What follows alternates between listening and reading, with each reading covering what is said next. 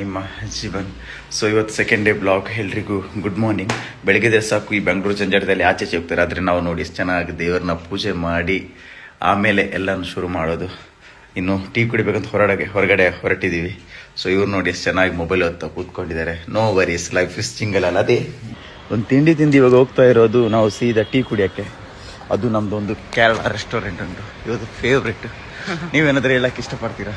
ಚೆನ್ನಾಗಿರುತ್ತೆ ಟೀಯಲ್ಲಿ, ಚೆನ್ನಾಗಿರುತ್ತೆ. ಏನಾದರೂ ಪ್ರಮೋಷನ್ ಮಾಡ್ತೀರಾ?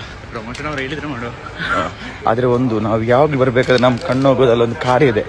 ಯಾಕೆ ಅಂತ ಕೇಳಿದ್ರೆ ಅಲ್ಲಿ ನೋಡಿ ಒಂದ್ಸಲ ನಂಬರ್ ಪ್ಲೇಟ್ ಯಾವುದಿದೆ ಅಂತ.